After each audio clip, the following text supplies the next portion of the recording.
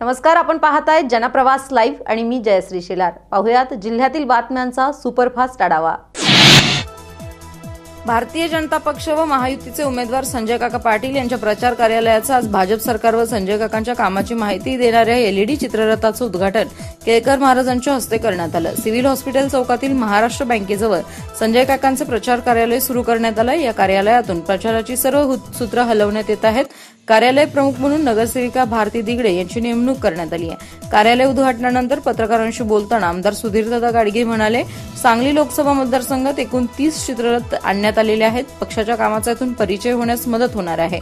आमचं काम प्रभावशाली आहे।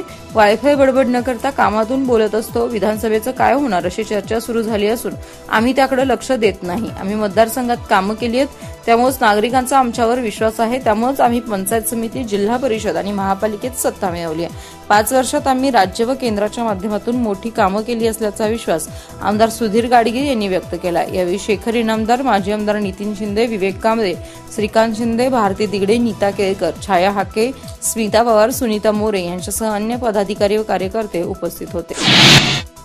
इंडियामध्ये नोकरी लावण्याचं आमिष दाखवत लागीर झालं जी फेम फास्टर राहुल्या व स्लोवर राहुल्या या दोघांना तब्बल 16 लाखांचा गंडा घातल्याचा धक्कादायक प्रकार उघडकीस आलाय।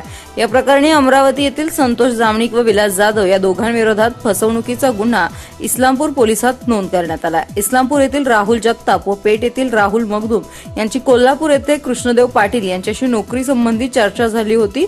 कृष्णदेव पाटील यांनी पुणे येथील अक्षय मिश्रा व विलास जाधव यांना इस्लामपूर येथे 2 जून 2016 रोजी बोलावून घेतलं। त्यावेळी राहुल जगताप व राहुल मगदूम या दोघांना स्टेट बँक ऑफ इंडियामध्ये नोकरी लावतो असं सांगून प्रत्येकी 8 लाख रुपयांची मागणी केली। यावेळी राहुल मगदूम याने 1 लाख रोख तर राहुल जगतापने 1 लाखाचा चेक दिला।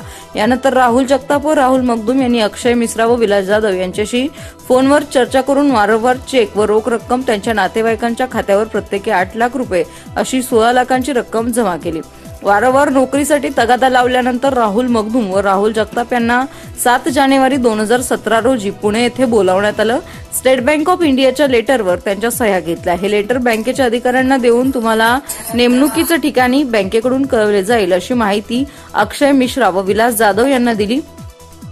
त्यानंतर तब्बल 1.25 वर्ष झालं तरी नेमणुकीचं पत्र आलं नाही। पैसे देऊनही नोकरी मिळत नाही म्हणून राहुल मगदूम व राहुल जगताप याची थेट अमरावती गाठली। अक्षय मिश्राकडे विचारणा केली असता त्याने शिवीगाळ व दमदाटी करत जीवे मारण्याची धमकी देऊन दोघांना हाकलून दिलं। त्यावेळी अक्षय मिश्रा याचं नाव संतोष जामणिक असल्याचं उघडकीस आलं। त्यानंतर नोकरीचं आमिष दाखवून फसवणूक झाल्याची खात्री राहुल मगदूम व राहुल जगताप यांना झाली। याबाबतची फिर्याद राहुल जगताप यांनी इस्लामपूर पोलिसांना दिलेली आहे। छत्रपती संभाजी महाराजांच्या बलिदान मासानिमित्त शहरातील प्रमुख मार्गावरून मुकपदयात्रा काढण्यात आली।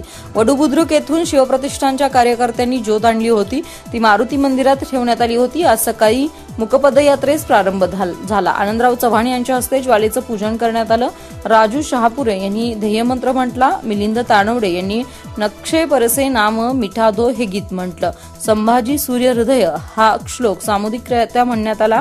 मारुती रोडवरून मुकपदयात्रेला प्रारंभ झाला। कापडपेठ, राजवाडा चौक, स्टेशन चौक, बदाम चौक, पंचमुखी मारुती रोड, फौजदार गल्ली, बापटबाल रोड, गावभाग या मार्गावरून निघालेली मुकपदयात्रा मारुती चौकात समाप्त झाली। या ठिकाणी संभाजी महाराजांच्या प्रतिकात्मक चितेला भडागणी देण्यात आला। बलिदान मासानिमित्त अनेकांनी उपवास, गोड न खाणं, चप्पल न घालणं, गादीवर न झोपता जमिनीवर झोपणं, मुंडन करणं, चहा न पिणं असे संकल्प केले होते। बलिदान मासाचे हे 330वे वर्ष आहे। मुकपदयात्रेत माजी आमदार नितीन शिंदे, नितीन चौगुले, अविनाश सावंत, बापू हरिदास, अंकुश जाधव, सुनील बेळगावे, मोहनसिंग राजपूत, प्रशांत गायकवाड, संजय तांदळे, सचिन पवार, अमित करमुसे यांच्यासह अन्य मान्यवर व शिवप्रतिष्ठानचे कार्यकर्ते मोठ्या संख्येने सहभागी झाले होते। विटा कराड मार्गावरून विनापरवाना होणारी दारूची वाहतूक विशेष पोलीस पथकानं पकडली आहे। विट्यातील कृष्णलीला मंगल कार्यालयाजवळ गुरुवारी रात्री ही कारवाई करण्यात आली। यात 5 लाख रुपयांचा मुद्देमाल जप्त करण्यात आला। या प्रकरणी ड्रीमलँड वाईन शॉपचा मालक बाबा पटेल आणि ओमनी चालक मंगेश जाधव यांच्यावर गुन्हा दाखल झालाय। या प्रकरणी ओमनी चालक मंगेश जाधव यास अटक केली असता विटा कराड रस्त्यावर विनापरवाना देशी विदेशी दारूची वाहतूक होत असल्याची माहिती विशेष पोलीस पथकाला मिळालेली होती। त्यानुसार गुरुवारी रात्री पथकाने विटा कराड रस्त्यावरील कृष्णलीला मंगल कार्यालयाजवळ एक ओमनी गाडी तपासासाठी थांबवली। यावेळी या गाडीतून 1,52,160 रुपयांच्या देशी विदेशी दारूच्या बाटल्या, 2,500 500 रुपयांची रोकड आणि दारू वाहतूक करणारी गाडी असा एकूण 5 लाख रुपयांचा मुद्देमाल जप्त करण्यात आला। या प्रकरणी पोलिसांनी ओमनी चालक मंगेश जाधव आणि ड्रीमलँड वाईन शॉपचा मालक बाबा पटेल यांच्याविरुद्ध गुन्हा दाखल केलाय। याबाबत विशेष पथकाचे पोलीस कर्मचारी गौतम कांबळे यांनी फिर्याद दिलेली आहे। पुढील तपास पोलीस हवालदार नागनाथ निचळ हे करीत आहेत। बेडक गावचे ग्रामदैवत श्री मरगाई देवीची यात्रा 12 एप्रिल रोजी असल्यानं गावातील पिठाच्या गिरण्या पाडव्यापासून ते बेडक येथील श्री मरगाई देवीची यात्रेपर्यंत पूर्णपणे बंद होतात। त्यामुळे प्रत्येक गिरणीमध्ये दळणासाठी मोठी गर्दी झाली आहे। प्रत्येक जण दळण करण्यासाठी गिरणीमध्ये गर्दी करत असल्याचं चित्र आहे। अनेक वर्षापासूनची बेडक गावची परंपरा आहे, ती आजपर्यंत सुरूच आहे। बेडक गावच्या मरगाई देवीची यात्रा 12 एप्रिल पासून सुरू होणार आहे। यात्रा सुरू होण्याअगोदर बेडक गावातील ग्रामस्थ दळण करून ठेवतात। गुढीपाडव्यापासून गावातील संपूर्ण पिठाच्या गिरणी बंद ठेवतात। ही अनेक वर्षापासूनची परंपरा चालत आलेली आहे। गिरणी मालकही रात्री उशिरापर्यंत दळून देत आहेत, त्यामुळे पिठाच्या गिरणीमध्ये ग्रामस्थांनी गर्दी केलेली आहे। यात्रेची तयारी जोमानं सुरू आहे। बेडकचे ग्रामदैवत असणारी श्री मरगाई देवीची यात्रा संपूर्ण महाराष्ट्रात वैशिष्ट्यपूर्ण व रूढी परंपरागत भरली जाते। यात्रेच्या तयारीची सुरुवात पाहता प्रत्येक घरात गहू, ज्वारी, डाळी दळून आणण्याची धांदल बेडक गावात असते। बेडक गावचं ग्रामदैवत श्री मरगाई यात्रेची फार वर्षापूर्वीपासून अशी परंपरा आहे की गुढीपाडव्याच्या दिवसापासून ते यात्रा होईपर्यंत गावातील पिठाची गिरण बंद असते। या काळात कोणत्याही परिस्थितीत बेडक गावात जातं फिरत नाही। ही परंपरा जोपासण्यासाठी बेडक गावातील धान्य दळण्यासाठी गिरण्यांना दळपांची मोठी गर्दी होते। स्वाभिमानी शेतकरी संघटनेचे सांगली लोकसभा मतदारसंघातील उमेदवार विशाल पाटील यांनी वसंतदादा कारखान्याच्या शेतकरी आणि कामगारांचे कोट्यवधी रुपयांची देणी बुडवलेली आहेत। शेतकऱ्यांना फसवणाऱ्यांना उमेदवारी देण्यात आली आहे, त्यामुळे आता खासदार राजू शेट्टी यांनी विशाल पाटील यांच्या देण्यांची जबाबदारी घ्यावी असं आवाहन शरद जोशी प्रणीत शेतकरी संघटनेचे सहकार आघाडी प्रमुख संजय कोले यांनी केले। वसंतदादा घराण्याचे वारसदार म्हणून स्वाभिमानी निवड केलेली आहे, पण वारसदाराने दादांच्या चांगल्या चाललेल्या संस्था बंद पाडलेल्या आहेत। कोट्यवधी रुपयांची शेतकऱ्यांची देणी बुडवली असताना त्याकडे स्वाभिमानीनं दुर्लक्ष का केलं असा सवालही यावेळी उपस्थित करण्यात आला। वसंतदादा कारखान्याला वर्षानुवर्ष ऊस पाठवणारे हजारो शेतकरी देशोधडीला लागलेले आहेत, मात्र राजू शेट्टींनी असे कोणते संबंध दादा घराण्यात दिसून आले? आता प्रश्न निर्माण झालाय। शेतकऱ्यांच्या प्रश्नांसाठी शेट्टींना शेतकऱ्यांची देणी पुरवणाऱ्या विशाल पाटील यांना उमेदवारी देण्यात रस काय आहे हे आता जनता आणि शेतकऱ्यांनाही समजलेलं आहे। शेट्टी यांच्या आंदोलनातील योगदानाची आणि कदर करतो, त्यांनी विशाल पाटील यांच्याकडून शेतकऱ्यांची देणी देण्यास भाग पाडावं, त्यांची जबाबदारीही खासदार शेट्टींनी घ्यावी असे आवाहन त्यांनी केलेले आहे।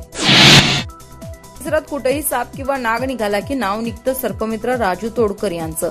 गेल्या 20 वर्षांपासून अनेक साप आणि नागांना जीवनदान देऊन त्यांनी माणुसकी जपली आहे, परंतु आज विट्यातील आडव्या पेठेत पतंगाच्या मांजामुळे नारळाच्या झाडाला झावलेला अडकून गंभीररित्या जखमी झालेल्या घुबडाचे प्राण 2 ते 3 तास प्रयत्न करून त्यांनी वाचवलेत। त्याच्यावर औषधोपचार करून निसर्गाच्या सानिध्यात सुखरूप सोडून देऊन जीवदान दिलंय। राजू तोडकर या युवकाला लहानपणापासून प्राणीमात्रांविषयी विशेष कणव होती, त्यामुळे वयाच्या 18व्या वर्षापासून तो घरात निघालेल्या साप व नागांना सुरक्षित ठिकाणी सोडतो आहे। गेल्या 15 वर्षांपासून अनेक विषारी, बिनविषारी सर्प, नागांना तसेच माकड, तरस, कोल्हा यांसह अनेक प्राण्यांना जीवदान दिलंय। घुबडाचं दर्शन अशुभ मानलं जातं, परंतु आज सकाळी 9 वाजण्याच्या सुमारास आडव्या पेठेत पतंगाच्या मांजामुळे नारळाच्या झाडाच्या झावळीला अडकून एक घुबड गंभीररित्या जखमी झाल्याची माहिती राजू तोडकर यांना मिळाली। त्यामुळे क्षणाचा विलंब न करता धाव घेत 2 ते 3 तास अथक प्रयत्न करून नारळाच्या झाडाच्या झावळीला अडकलेल्या गंभीर जखमी घुबडाला त्यांनी वाचवलाय।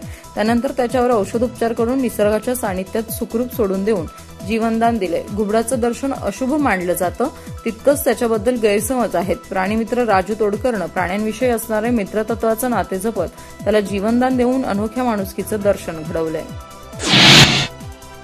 शिवाजी विद्यापीठाचे उपकेंद्र सांगलीत होण्याचा सकारात्मक अहवाल जिल्हा प्रशासनानं दिला असताना कुलगुरूंनी खानापूरची जागा सुचवलेली आहे। विद्यार्थ्यांच्या भावनेशी खेळणाऱ्या कुलगुरूंची हकालपट्टी करावी अशी मागणी विद्यापीठ उपकेंद्र कृती समितीचे अॅडव्होकेट अमित शिंदे यांनी केलाय।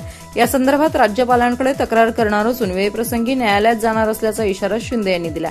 शिवाजी विद्यापीठाचे कुलगुरू देवानंद शिंदे यांच्याबाबत सुटा संघटनेनं पुराव्यानिशी अनेक तक्रारी राज्यपालांकडे केलेल्या आहेत। विद्यापीठाचं उपकेंद्र सांगलीत व्हावं यासाठी सुधार समिती आणि अन्य संघटना गेल्या काही महिन्यांपासून आंदोलन करीत आहेत।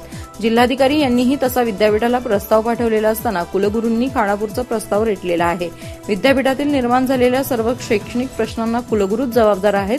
विद्यापीठाची पदवी एकाच सहीने असल्याचे आदेश असताना कुलगुरूंनी 2 सह्यांचं पदवी प्रमाणपत्र काढून खर्च वाढवलाय।